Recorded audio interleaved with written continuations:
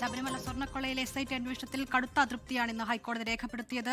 നേരത്തെ തന്നെ ഉന്നതരിലേക്ക് അന്വേഷണം എത്തരുത് എന്ന് കാണിച്ചുകൊണ്ട് മുഖ്യമന്ത്രിയുടെ ഓഫീസിന്റെ ഇടപെടൽ ഉണ്ടായി എന്ന് പ്രതിപക്ഷം ആരോപിച്ചിരുന്നു. ഇതിനു പിന്നാലെ ഇപ്പോൾ ഹൈക്കോടതിയിൽ നിന്നുണ്ടായിട്ടുള്ള ഈ വിമർശനം അത് തങ്ങളുടെ ആരോപണം ശരിവെക്കുന്നതാണ് എന്ന പ്രതികരണങ്ങളാണ് ഇപ്പോൾ പ്രതിപക്ഷ നേതാവിൽ നിന്നടക്കം വരുന്നത്. അതിനിടെയാണ് നിർണായകമായ 2 അറസ്റ്റ് ഇന്ന് ഉണ്ടായിരിക്കുന്നത്. സ്മാർട്ട് ക്രിയേഷൻ CEO പങ്കജ് ഭണ്ഡാരിയുടെയും ബെല്ലാരിയിലെ സ്വർണ്ണ വ്യാപാരി ഗോവർദ്ധന്റെയും അറസ്റ്റാണ് സ്വർണ്ണക്കള്ളക്കേസുമായി ബന്ധപ്പെട്ട് ഉണ്ടായിരിക്കുന്നത്. തിരുവനന്തപുരത്ത് നിന്ന് മനീഷ് മഹിവാൾ തുടരുന്നുണ്ട്. മനീഷ്, ഈ വർഷം ആദ്യം ഈ ഉരുപ്പടികളുടെ അറ്റകുറ്റപ്പണിക്കായി സ്മാർട്ട് ക്രിയേഷൻസിൽ ഈ വസ്തുക്കൾ കൊണ്ടുപോകുന്നതുമായി ബന്ധപ്പെട്ട ചില പ്രശ്നങ്ങളിൽ നിന്ന്, ചില ചട്ടലംഘനങ്ങളിൽ നിന്നാണ് ഈ ശബരിമല സ്വർണ്ണക്കൊള്ള എന്ന വലിയ കേസ് തന്നെ ഉണ്ടാകുന്നത്. അതിന്റെ തുടക്കം അവിടെ നിന്നാണ്. ആ നിമിഷത്തിൽ, ആ ഘട്ടത്തിൽ, ആദ്യഘട്ടത്തിൽ തങ്ങളുടെ നിലപാടുകൾ വ്യക്തമാക്കിക്കൊണ്ട് പങ്കജ് ഭണ്ഡാരി ഉൾപ്പെടെയുള്ള ആളുകൾ രംഗത്തെത്തുകയും ചെയ്തിരുന്നു. അന്ന് പറഞ്ഞതിൽ നിന്ന് വ്യത്യസ്തമായി ഈ കൊള്ളയിൽ തന്നെ നേരിട്ട് പങ്കുണ്ടിയവർക്ക് എത്രത്തോളം വലിയ കൊള്ള ഉണ്ടായിട്ടുണ്ട്, എത്രത്തോളം വലിയ ഗൂഢാലോചന ഉണ്ടായിട്ടുണ്ട് ഈ വിഷയത്തിൽ എന്നതെല്ലാമാണ് ഉയരുന്ന ചോദ്യം. നേരത്തെ പ്രതിപക്ഷം ആരോപിച്ചതുപോലെ വലിയ രാജ്യാന്തര വിഗ്രഹ മോഷണം എന്നുൾപ്പെടെയുള്ള ആരോപണങ്ങൾക്കെല്ലാം ശക്തി പകരുകയാണോ ഈ വ്യാപാരികളുടെ അറസ്റ്റ്? തങ്ങൾ ഉദ്ദേശിച്ച ഉന്നതർ ഈ വ്യാപാരികളല്ല എന്ന് പ്രതിപക്ഷ നേതാവ് അല്പം മുമ്പ് പറയുകയും ചെയ്യുന്നുണ്ട്.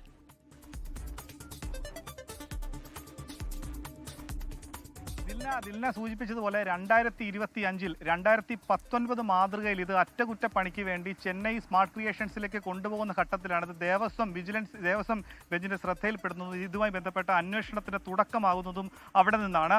അങ്ങനെ 2019 മാതൃകയിൽ 2025-ലും സമാനമായ കൊള്ള നടത്താൻ ആസൂത്രണം നടന്നിരുന്നു എന്ന ഒരു സംശയത്തിന്റെ അടിസ്ഥാനത്തിൽ ഇത് അന്വേഷണത്തിലേക്ക് എത്തുന്നു. അങ്ങനെ 2019 ജൂലൈ മാസം അങ്ങനെ ഉണ്ണികൃഷ്ണൻ പോറ്റി അവിടെ അവിടുത്തെ ഉദ്യോഗസ്ഥരെ സ്വാധീനിച്ചുകൊണ്ട് മുരാരി ബാബു, N വാസു, പത്മകുമാർ അടക്കമുള്ള ഉദ്യോഗസ്ഥരെ സ്വാധീനിച്ചുകൊണ്ടായിരുന്നു അത് പിന്നീട് ചെന്നൈയിലെ സ്മാർട്ട് ക്രിയേഷൻസിലേക്ക് എത്തിച്ചത്. അങ്ങനെ 1 മാസത്തോളം ഉണ്ണികൃഷ്ണൻ പോറ്റിയുടെ കീഴിലിരുന്ന ഘട്ടത്തിലാണ് ഇത്തരത്തിൽ ഈ ചെമ്പിന്റെ പുറത്ത് സ്വർണം പൂശിയ ഈ പാളികൾ അത് മാറ്റി അടർത്തിയെടുത്ത് മറ്റ് സംഘങ്ങൾക്ക് വിറ്റത്. അതിൽ ആണ് ഇപ്പോൾ കസ്റ്റഡി ഉണ്ടായിട്ടുള്ളത്. അതിൽ ഏറ്റവും ഈ കേസിൽ ഇപ്പോഴും അറസ്റ്റിലായിട്ടുള്ള എല്ലാ വ്യക്തികളും ഇതുമായി ബന്ധപ്പെട്ട് ഇടനിലക്കാരായി നിന്ന ആളുകളാണ്. അതായത് ഈ പത്മകുമാർ വരെയുള്ള പ്രതികൾ ശബരിമലയിൽ നിന്ന് സ്വർണം കടത്തിക്കൊണ്ടുപോകാൻ സഹായിച്ച പ്രധാനപ്പെട്ട പ്രതികളാണ്. ഇതിന്റെ ഗുണഭോക്താക്കളെയാണ് ഇപ്പോൾ നിലവിൽ ഈ കേസിൽ കസ്റ്റഡി എടുത്തിട്ടുള്ളത്. കാരണം ഈ കേസിൽ അന്താരാഷ്ട്ര മാഫിയയുമായി ബന്ധമുള്ളത് ഗോവർദ്ധനാണോ എന്ന സംശയമുണ്ട്. കാരണം ഇത് ചെന്നൈയിലെ സ്ഥാപനത്തിൽ സ്മാർട്ട് ക്രിയേഷൻസ് എത്തിച്ച് അവിടെ നിന്നും 800 ഗ്രാമിലധികം സ്വർണ്ണമാണ്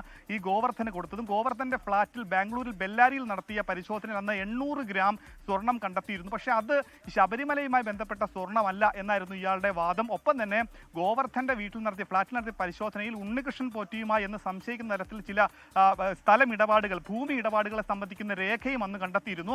അങ്ങനെ അന്ന് കണ്ടെത്തിയ സ്വർണവും പിന്നീട് ശബരിമല സന്നിധാന SIT നടത്തിയ പരിശോധനയിൽ അവിടെ നിന്നെടുത്ത സാമ്പിൾ, അതായത് ശബരിമലയിലെ സ്വർണവും ഒപ്പം തന്നെ ഗോവർദ്ധന്റെ കയ്യിലിരുന്ന സ്വർണവും തമ്മിൽ നടത്തിയ താരതമ്യം നടത്തിയ പരിശോധനയിൽ അത് ശബരിമലയിലെ സ്വർണം തന്നെയാണ് ഗോവർദ്ധന്റെ കയ്യിലിരിക്കുന്നത് എന്ന കാര്യം SITക്ക് ഒരുപക്ഷെ വ്യക്തമായിട്ടുണ്ടാകാം. അതുകൊണ്ടാണ് ഇപ്പോൾ ഈ അറസ്റ്റിലേക്ക് കടക്കുന്നത്. ഈ കേസിൽ ആദ്യം ദേവസ്വം വിജിലൻസ് കേസ് അന്വേഷിക്കുന്ന ഘട്ടത്തിൽ തന്നെ ഈ 2 വ്യക്തികളെയും അന്ന് ചോദ്യം ചെയ്തതാണ്. ഗോവർദ്ധനെയും അന്ന് ചോദ്യം ചെയ്തതാണ്. ഒപ്പം തന്നെ ഈ പങ്കജ് ഭണ്ഡാരിയെയും ചോദ്യം ചെയ്തതാണ്. പക്ഷേ ഇതിന് ശബരിമലയുമായി യാതൊരു ബന്ധവുമില്ല. മറ്റൊരു സ്ഥാപനത്തിൽ സ്വർണം പൂശിയ എന്തെങ്കിലും വസ്തുക്കൾ, അത് ലോഹങ്ങൾ, ഒരു കാരണവശാലും തങ്ങളുടെ സ്മാർട്ട് ക്രിയേഷൻസിൽ അത്തരത്തിലുള്ള അറ്റകുറ്റപ്പണി നടത്തുകയില്ല എന്നായിരുന്നു പങ്കജ് ഭണ്ഡാരി പറഞ്ഞത്. പക്ഷേ പിന്നീട് ഇവരുടെ ഇടനിലക്കാരൻ എന്ന രീതിയിൽ കണ്ടെത്തിയ വ്യക്തിയാണ് കൽപേഷ്. അങ്ങനെ കൽപേഷിന്റെ മൊഴിയാണ് ഈ കേസിൽ നിർണായകമായത്. കൽപേഷാണ് ഈ രീതിയിൽ ഈ SIT, അതായത് ഈ ഉണ്ണികൃഷ്ണൻ പോറ്റി അവിടെ നൽകിയ ഈ സ്മാർട്ട് ക്രിയേഷൻസ് നൽകിയ സ്വർണം അവിടെ നിന്നും അത് വേർതിരിച്ചുകൊണ്ട് ഗോവർദ്ധന് കൊടുക്കാൻ ഇടനിലക്കാരനായി പ്രവർത്തിച്ചത് താനാണ്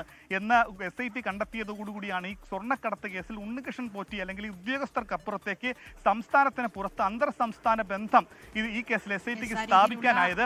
ഏത് അറ്റം വരെ പോയ ഗൂഢാലോചന ഈ വിഷയത്തിൽ ഉണ്ടായിട്ടുണ്ട് എന്നത് വലിയ നിർണായകമായ ഘട്ടമാണ്. എന്തായാലും കോടതിയിൽ ഇവരെ ഹാജരാക്കുമ്പോൾ ഇക്കാര്യത്തിൽ അന്വേഷണ സംഘത്തിന്റെ കണ്ടെത്തലുകളെ കുറിച്ചെല്ലാം വ്യക്തമാകും എന്നാണ് മനസ്സിലാകുന്നത്.